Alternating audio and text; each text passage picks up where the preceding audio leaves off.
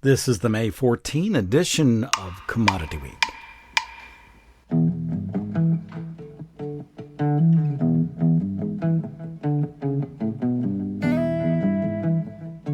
Todd Gleason services are made available to WILL by University of Illinois Extension. Welcome to Commodity Week. I am Todd Gleason.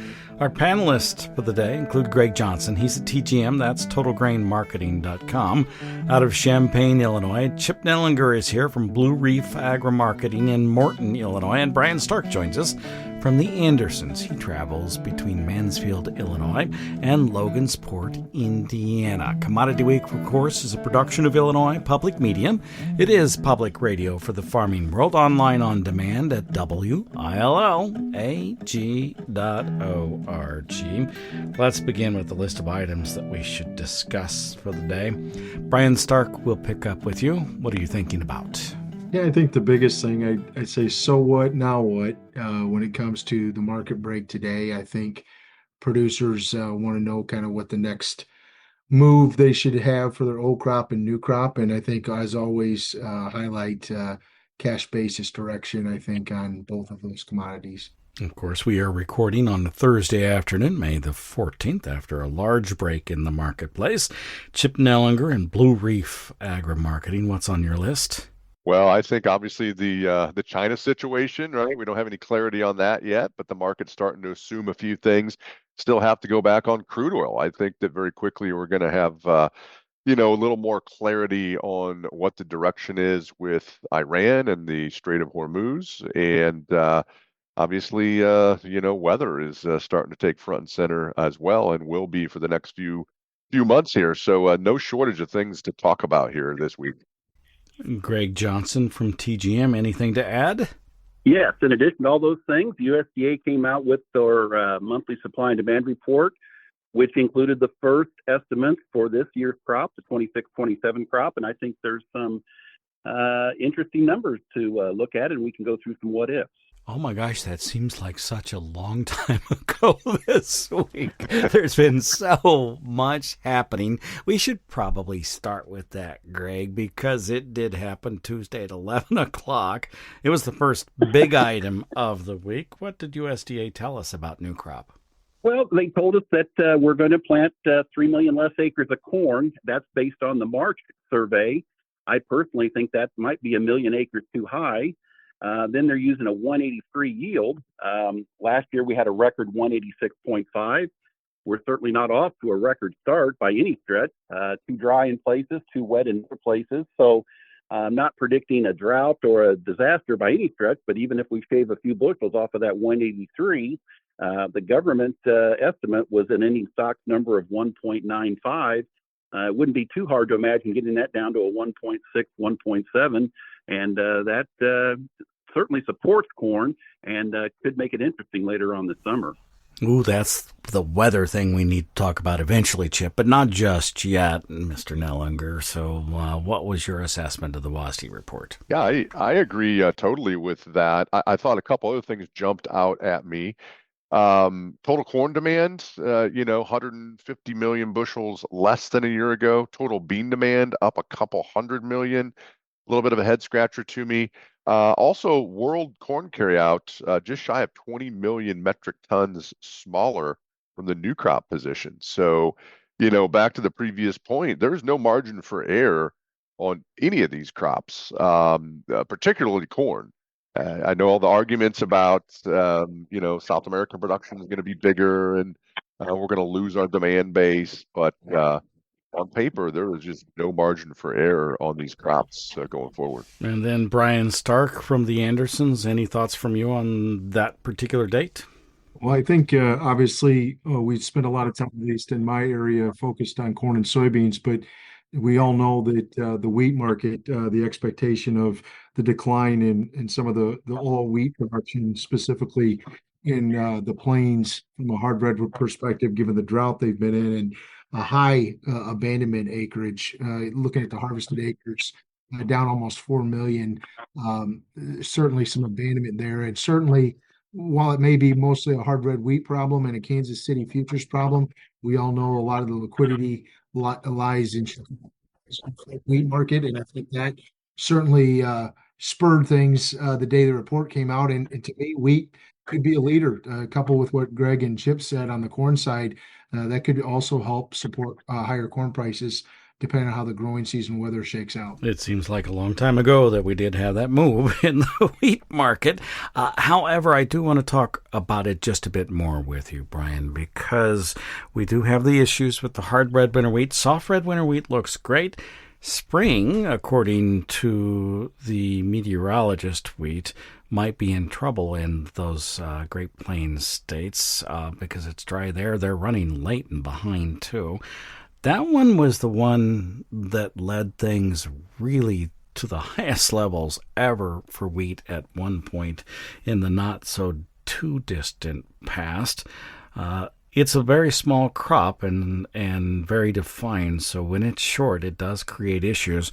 How does that double up with what's happening with the hard red winter wheat? Well, I think it certainly could be an accelerant. I think it really what it comes down to, Todd, is, does 750 Kansas City wheat futures, if you get to that point, does that slow down export on some of these specific classes and how we ration that? I think if you think about it, the world still has plenty of all wheat supply. So obviously we're discussing a class issue. And to your point, when one class tends to lead, the others follow simply as a fund investment ploy. So certainly could be prices moving to maybe beyond fundamentals would dictate at some stage. And again, to my point, I think it certainly is a supportive factor overall to the other feed grain markets, depending on how that production shakes out. Now let's turn our attention to what has happened overseas over the last couple of a few hours, really, with the meeting between President Trump and President Xi. Not a lot of details. Secretary Bessent really simply saying, hey, what we've got is what we're going to get. The trade didn't seem to take that very well, Greg Johnson, during the day today in Chicago. Really, could we have been surprised? I mean, Brazil soybeans are 75 cents cheaper than U.S. beans. China has invested a lot of money in the infrastructure down in Brazil. They're going to ship beans out of Brazil to China. The only possible reason why China would want to buy more beans is basically to throw President Trump a bone and say, we'll give you this if you think this will help your Midwest farmers, but in exchange we want lower tariffs.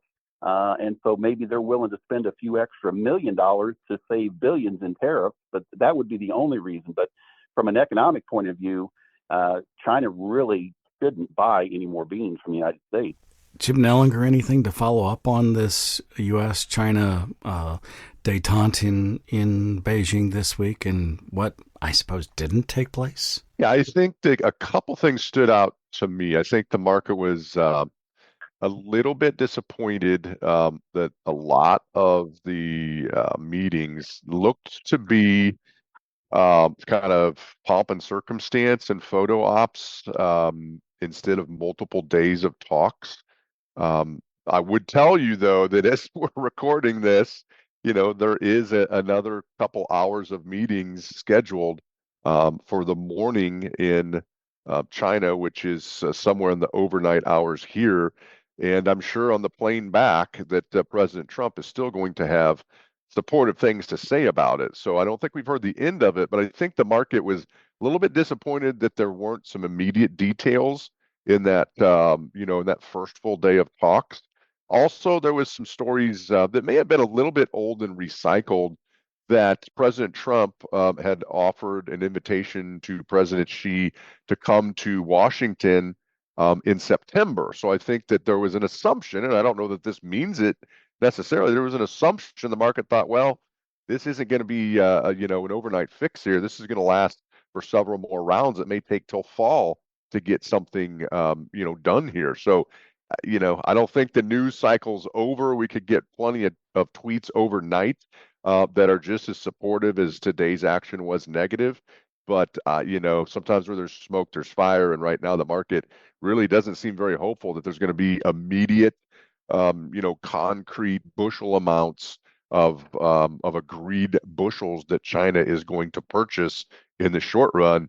And the market action today was pretty ugly, to say the least. Again, we are recording at about 2:30 on Thursday afternoon, so things may have changed, particularly if the president had anything to say on the flight back from China, or if there were other releases from those additional meetings that have yet to take place. So let's turn our attention to a couple of other items that are in the marketplace. When the president returns, Chip Nellinger, I'll stay with you because this is on your list. We will be hearing, of course, about the Iran war again. And we did not hear anything, to this point at least, about what the Chinese had to say as it was related to the Strait of Hormuz.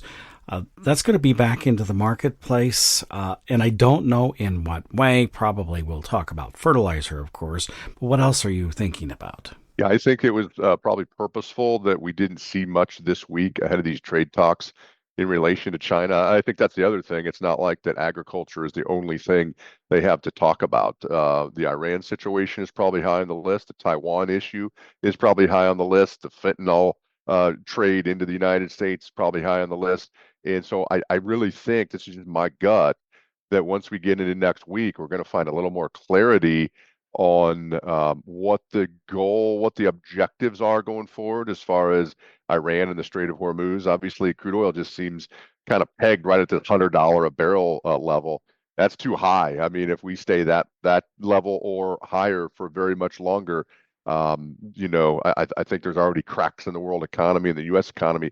It will only get worse. So I think we're going to see a little more. I would suspect we'll see a little more detail on what the plan would be this coming week after these Chinese talks. To me, it seemed like things kind of quieted down on purpose going into these talks, and we'll see what came of it and what the president's attitude is towards Iran, I think, in short order. Brian Stark, anything to add on that subject matter? Yeah, I think it's interesting. I think some of the commentary that's came out this afternoon, although Chip's right, we need to get some more specifics, but certainly talked about maybe the president's gave a little bit of clue to his long-term direction of trying to get a little bit of pressure from China to apply pressure to Iran to help open the strait, but also maybe pivoting a different direction in exchange of potentially China buying more U.S. oil to reduce their reliance strictly on the Middle East for some of their energy needs. So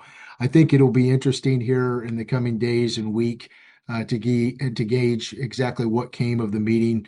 A lot of different directives other than the lack of information on the ag side of things. But I think that's going to have certainly impact as the world economy goes, and obviously will spill down into commodity prices here as time goes on as well. Greg Johnson has disappeared for just a bit. Some technical issues there. Hopefully he'll be able to return to our program. We'll see whether that takes place or not. I do want to follow up on the cash basis levels that you've been following, Brian, and you wanted to talk about. What things do you have on your mind today?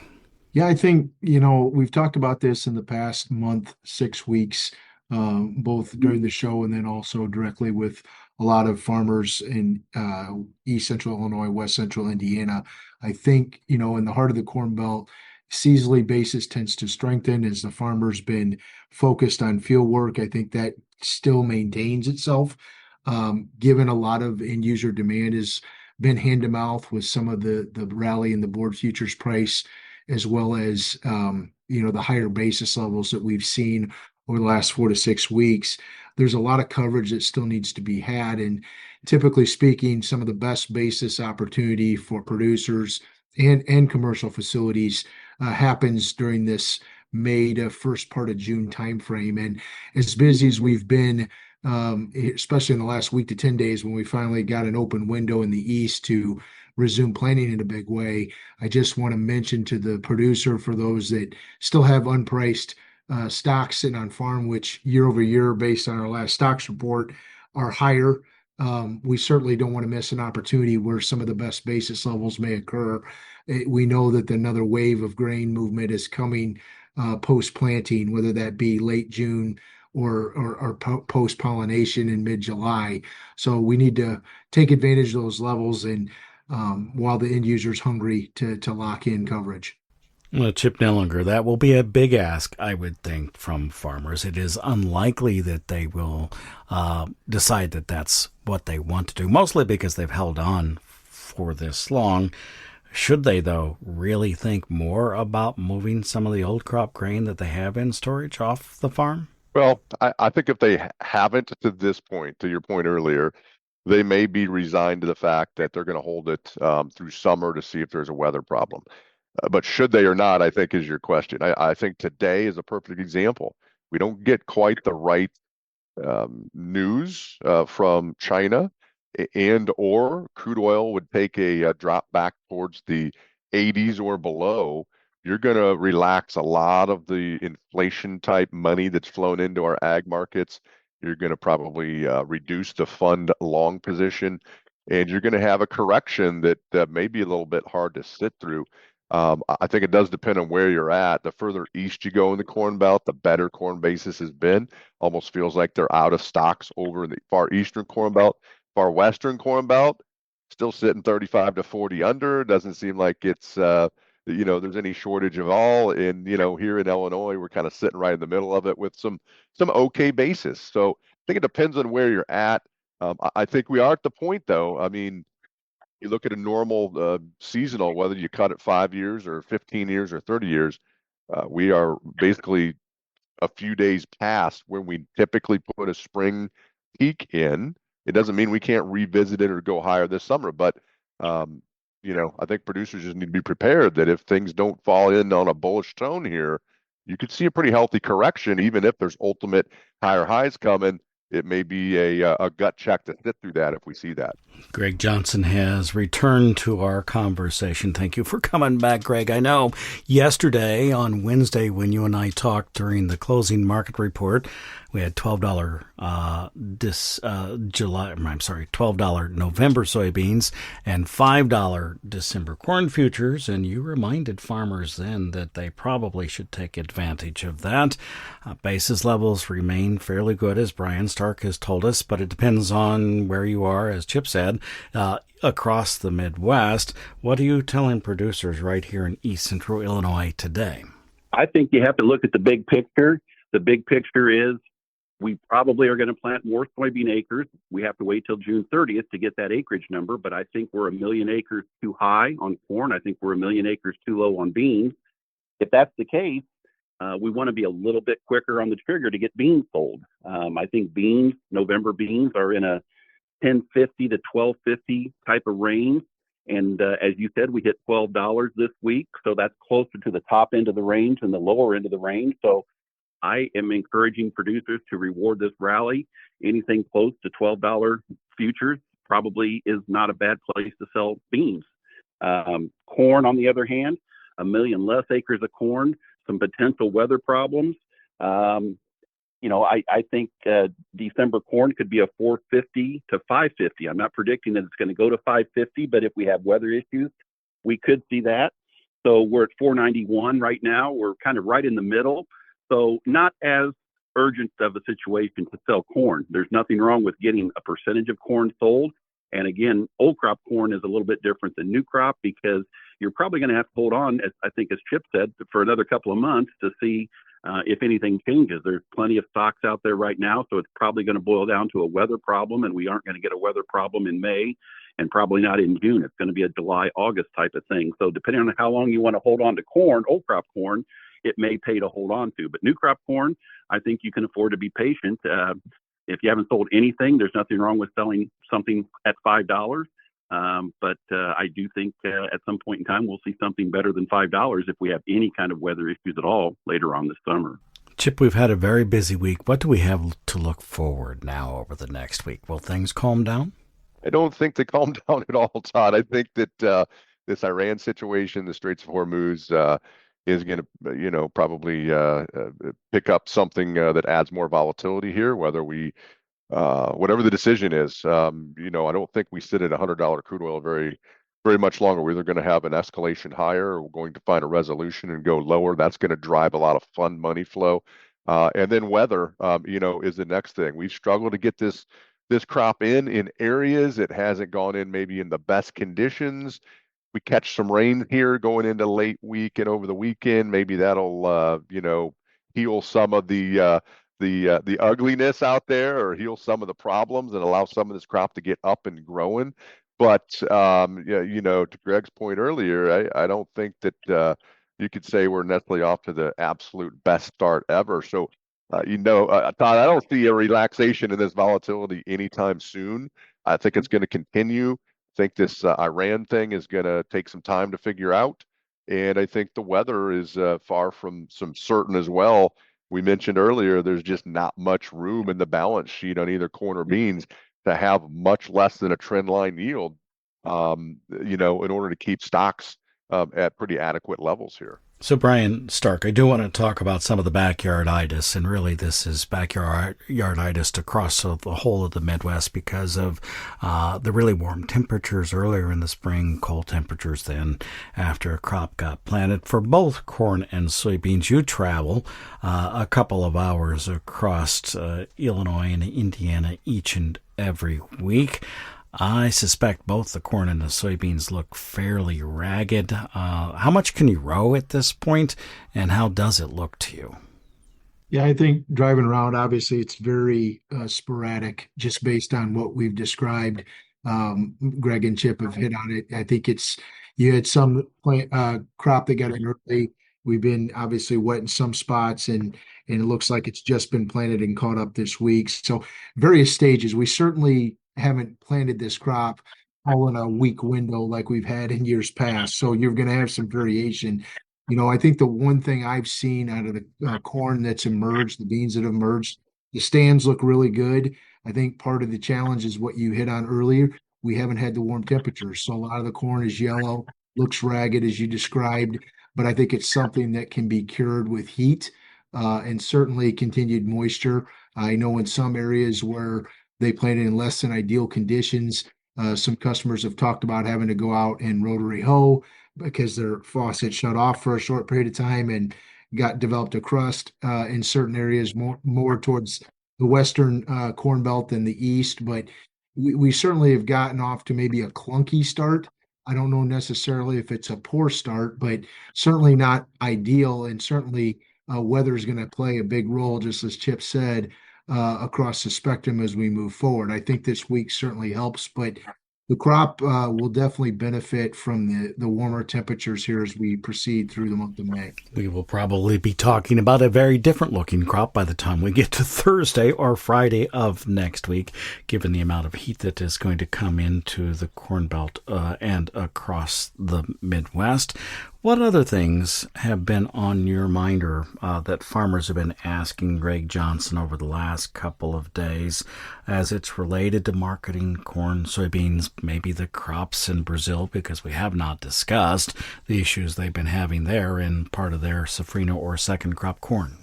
Yeah, the jury's still out on the double crop corn out of Brazil. It turned off dry. Not everywhere, but I'd say maybe a third of Brazil of that double crop corn is questionable at this point. Not a disaster by any stretch, but they could be lowering that crop a little bit. But again, a lot of that will be offset by Argentina's bigger crop. In fact, this week, not only did the USDA raise their estimate by 7 million metric tons, but now one of the private analysts out of Argentina raised it another 2 million metric tons on top of that. So the crop seems to be very good, and that's going to solve a lot of problems. So I don't want to get too worked up about how we get started. I think it's more important for this corn and bean crop how we finish in July and August rather than how we get started. We're going to get it planted. It's going to come up. Farmers are not going to be happy. It's not going to be perfect, so they're not going to be happy, but we're a long ways from getting done, and just keep the big picture in mind. It's not how we start, but how we finish. Brian Stark, I have a question about ethanol. The Andersons, of course, have been heavily involved in that part of the marketplace this week.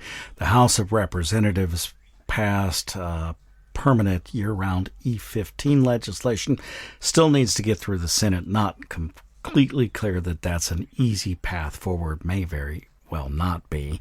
However, some of the numbers that get touted on this issue seem to be very out of line to me. For instance, 2.4 billion bushels more use of corn at full adoption.